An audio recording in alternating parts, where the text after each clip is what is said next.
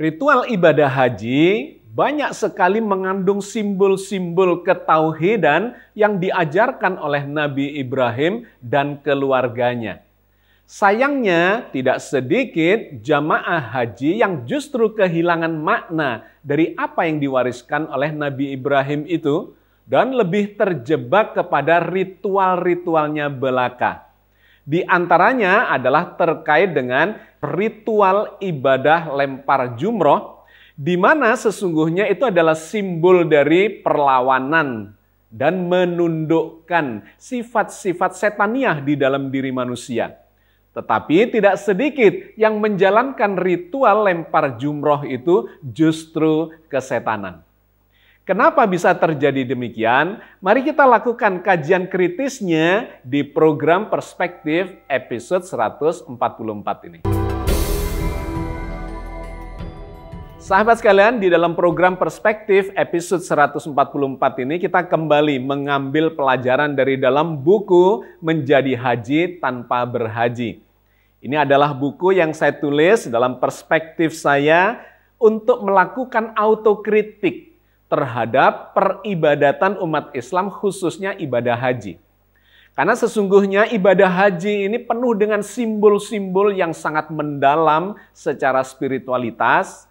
Poin pentingnya adalah pelajaran berserah diri yang penuh dengan kesabaran, penuh dengan keikhlasan, dengan ketaatan, dengan pengorbanan yang diteladankan oleh Nabi Ibrahim dan keluarganya.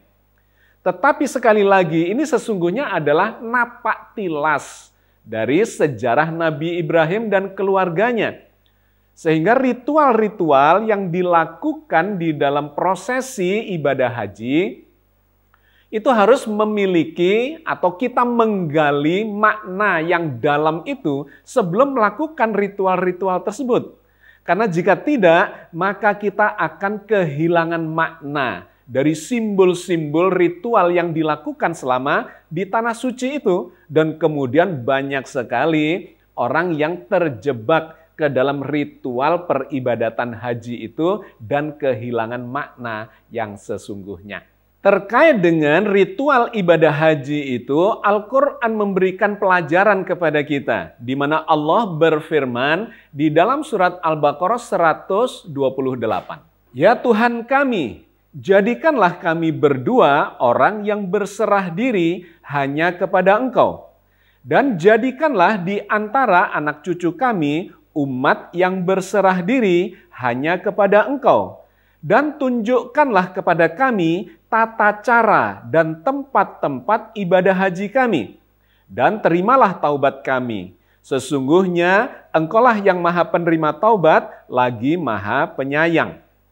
Ayat ini menggambarkan kisah Nabi Ibrahim dan Nabi Ismail ketika beliau berdua meninggikan pondasi Ka'bah dijadikan sebagai tempat peribadatan yang kemudian disebut sebagai Baitullah. Di mana tempat itu memang diperintahkan oleh Allah kepada Nabi Ibrahim untuk dijadikan sebagai pusat peribadatan dari agama Nabi Ibrahim. Tempat berkumpul umat Nabi Ibrahim yang kemudian diwariskan kepada generasi-generasi berikutnya sampai kepada Nabi Muhammad, bahkan sampai kepada kita semua. Di mana poin penting dari ayat ini adalah sebetulnya dua saja. Yang pertama adalah Nabi Ibrahim digambarkan ingin melakukan satu proses spiritualitas yang sangat mendalam yang dikenal sebagai berserah diri hanya kepada Allah. Di mana berserah dirinya itu kemudian dirupakan di dalam bentuk ritual-ritual yang di bagian kedua dari ayat ini digambarkan bahwa Nabi Ibrahim berdoa kepada Allah, ya Allah tunjukkanlah kepada kami bagaimana tata cara peribadatan haji kami dan tempat-tempat di mana kami melakukan peribadatan itu. Yang ketiga, yang sesungguhnya ini bagian dari yang pertama, maka jadikanlah kami orang yang bertobat hanya kepadamu. Di mana pertobatan ini sesungguhnya adalah bentuk operasional dari yang pertama, yaitu berserah diri hanya kepada Allah. Maka poin dari ayat ini sesungguhnya cuma dua saja. Yang pertama adalah proses berserah diri kepada Allah, dan yang kedua ada manasiknya atau tata cara yang Nabi Ibrahim bermohon kepada Allah untuk ditunjukkannya. Nah, ibadah haji ini kemudian menjadi puncak dari rukun Islam atau tata cara peribadatan keislaman seseorang. Yang kalau kita baca di ayat-ayat yang lainnya, itu isinya 4 saja. Yang pertama adalah dimulai dari Padang Arafah. Ceritanya panjang terkait dengan itu, karena di dalamnya ada kisah yang penuh dengan hikmah, di mana Nabi Ibrahim menemukan puncak kesadaran spiritualnya untuk memulai proses berserah dirinya, di mana beliau di sana mendapatkan kesadaran secara spiritual untuk mengorbankan putranya. Tapi dalam kesempatan ini saya ingin mengambil poinnya saja, bahwa Al-Quran mengajarkan kepada Ibrahim untuk memulai proses ritual ibadah hajinya itu dimulai dari Padang Arafah. Allah berfirman terkait dengan itu di dalam surat Al-Baqarah 198 dan 199. Maka apabila kamu telah bertolak dari Arafah, berzikirlah kepada Allah di Masy'aril Haram dan berzikirlah kepada Allah sebagaimana yang ditunjukkannya kepadamu. Kemudian bertolaklah kamu dari tempat bertolaknya orang-orang banyak itu dan mohon ampunlah kepada Allah, sesungguhnya Allah Maha Pengampun lagi Maha Penyayang. Ayat ini menceritakan 2 bagian dari 4 rukun haji. Yang pertama adalah dimulai bertolaknya dari Arafah. Di mana terkait dengan Arafah ini ceritanya panjang yang saya tuliskan di dalam buku Makrifat di Padang Arafah, di mana Nabi Ibrahim melakukan perenungan spiritual di sana yang kemudian kita kenal sebagai wukuf.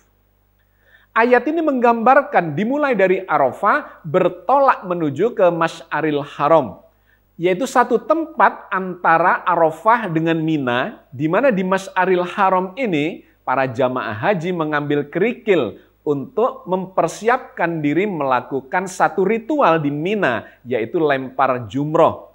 Di Mina itulah digambarkan dalam sejarah Nabi Ibrahim, beliau mengorbankan anaknya yang kemudian oleh Allah diperintahkan untuk diganti dengan hewan ternak yang besar. Ayat ini menceritakan 2 hal. Yang pertama adalah dimulai dari Arafah dan kemudian menuju ke Masy'aril Haram, kemudian dilanjutkan ke Mina. Di ayat yang lain lagi, kemudian Allah menjelaskan kelanjutan dari manasik haji itu, yaitu terkait dengan 2 tempat lagi yang ada di kota Makkah, yaitu Baitullah, dan yang kedua adalah Safa dan Marwah. Di dalam surat Al-Baqarah ayat 125, Allah menceritakan terkait dengan Baitullah itu. Dan ingatlah ketika kami menjadikan rumah itu atau Baitullah tempat berkumpul bagi manusia dan tempat yang aman. Dan jadikanlah sebagian makom Ibrahim tempat untuk sholat. Dan telah kami perintahkan kepada Ibrahim dan Ismail, bersihkanlah rumahku untuk orang-orang yang tawaf, yang iktikaf, yang ruku, dan yang sujud. Kemudian di dalam surat Al-Baqarah 158, Allah menggambarkan tentang ritual sa'i sebagai bagian yang keempat dari rukun haji itu. Sesungguhnya Safa dan Marwah adalah sebagian dari syiar Allah. Maka barang siapa yang beribadah haji ke Baitullah atau berumroh, tidak ada dosa baginya mengerjakan sa'i antara keduanya, yaitu Safa dan Marwah. Jadi itulah tata cara atau manasik haji yang diajarkan kepada Nabi Ibrahim. Dimulai dari Arafah menuju ke Masy'aril Haram dan Mina, kemudian dilanjutkan bertawaf di sekitar Baitullah atau Ka'bah, dan akhirnya adalah sa'i antara Safa dan Marwah. Nah, semua itu mengajarkan satu prosesi spiritualitas yang menggambarkan proses berserah diri hanya kepada Allah. Nah, di kesempatan kali ini kita akan menyoroti satu ritual yang seringkali kemudian salah kaprah terkait dengan lempar jumroh. Di mana lempar jumroh itu dilakukan di kota Mina, digambarkan di dalam prosesi haji itu dalam bentuk melempari tugu jamarot dengan kerikil-kerikil atau batu-batu kecil sebagai simbol untuk melempari atau menundukkan sifat-sifat setaniah di dalam diri kita. Sesungguhnya ini adalah bagian dari pelajaran berserah diri secara simbolisasi dari apa yang terjadi di masa lalu, yaitu pada Nabi Ibrahim dan keluarganya, khususnya dengan Nabi Ismail yang dikorbankan. Nah, sayangnya kemudian pada jamaah haji itu seringkali kehilangan makna dari simbolisasi ritual haji itu. Kita melihat bahwa orang yang menuju pada jamarot atau tugu lempar jumroh itu seringkali lebih terpaku kepada prosesi ritualnya daripada makna yang terkandung di dalamnya. Sehingga ketika jamaah haji menuju ke tempat jamarot itu seperti menuju medan perang. Dan itu saya alami sendiri dan saya kira banyak jamaah haji yang juga merasakan hal itu. Seperti menuju medan perang. Kenapa? Dikarenakan jutaan orang menuju ke satu tempat yang sama. Anda bisa membayangkan betapa crowded-nya situasi di sekitar jamarot itu. Yang terjadi pada saya di tahun 2000, di mana tempat itu tidak selapang sekarang dan tugu jamarotnya itu bentuknya tidak seperti sekarang, yang bentuknya itu seperti dinding yang lebar sehingga tempat menuju ke situ menjadi lebih longgar dibandingkan dengan waktu itu. Di tahun 2000 itu tugunya masih seperti pensil, sehingga Anda bisa membayangkan tugu yang bentuknya seperti pensil itu dituju oleh jutaan orang, maka semakin menuju ke tempat itu semakin crowded dan berdesak-desakan dan memunculkan masalah terkait dengan perjuangan untuk menuju ke tempat itu. Sehingga terjadilah seperti yang terjadi pada waktu itu, pada zaman saya naik haji itu, orang-orang yang melakukan lempar jumroh, simbol melempari setan itu malah kesetanan. Terjadilah pada waktu itu misalnya dikarenakan desak-desakan yang luar biasa, maka orang yang berada di seberang sana melemparkan batu itu sekenanya, bahkan dengan kekuatan yang berlebihan, sehingga batunya justru menyeberangi tugu itu dan kena orang di seberang sini. Dan celakanya waktu itu di sebelah saya ada orang yang terkena lemparan batu bukan kerikil tetapi lebih besar dari itu dan berdarah-darah. Sehingga orang ini kemudian membalas lemparan itu dengan kencang lagi ke arah seberang dan di seberangnya juga terkena batu dan berdarah-darah. Maka terjadilah orang yang lempar jumroh melempari sifat-sifat setania tetapi dengan kesetanan. Nah, sahabat sekalian, kenapa bisa terjadi seperti ini? Dikarenakan kita tidak memahami makna dari lempar jumroh itu secara spiritualitas, bahwa sesungguhnya itu hanyalah ritual belaka. Poin pentingnya adalah menghayati makna yang terkandung di dalam ritual lempar jumroh itu, sehingga kita melakukannya itu dengan penuh kesadaran.